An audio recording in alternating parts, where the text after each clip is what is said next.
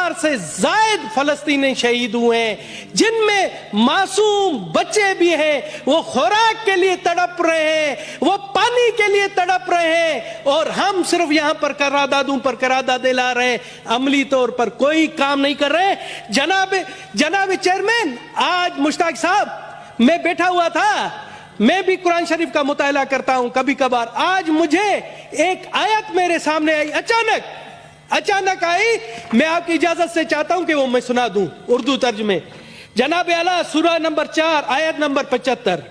وہاں کہتا ہے، اور اے مسلمانوں تمہارے پاس کیا جواز ہے کہ اللہ کے راستے میں اور ان بے بس مردوں، عورتوں اور بچوں کی خاطر نہ لڑو جو یہ دعا کر رہے ہیں کہ اے ہمارے پروردگار ہمیں اس بستی سے نکال لائیے جس کے باشندے ظلم توڑ رہے ہیں، اور ہمارے لیے اپنی طرف سے کوئی حامی پیدا کر دیجئے اور ہمارے لیے اپنی طرف سے کوئی مددگار کھڑا کر دیجئے۔ سر، غیر مسلم ہو کر مجھے جب یہ آیت آتی ہے مجھے شرم آ رہی ہے کہ ہم یہاں پر صرف قراردادیں ایئر کنڈیشن ماحول میں، گرم ماحول میں بیٹھ کر رہے ہیں، کچھ عملی طور پر کوئی کام نہیں کر رہے۔ یہ آیات ہے، اور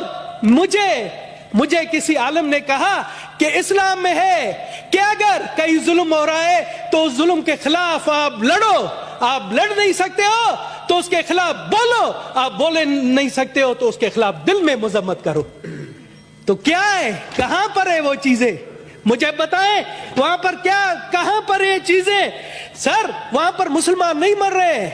وہاں پر مسلمان شہید نہیں ہو رہا ہے، یہ انسانیت کا قتل ہو رہا ہے، انسانیت شرما رہی ہے۔ ہم سے تو آپ کہتے ہیں آپ لوگ کافر ہیں، ہم سے تو وہ کافر ملکوں کے لوگ اچھے ہیں جہاں پر ڈیلی فلسطین کی حمایت میں مظاہرے ہو رہے ہیں، ڈیلی ان کے حق میں مظاہرے ہو رہے ہیں۔ جناب اعلیٰ،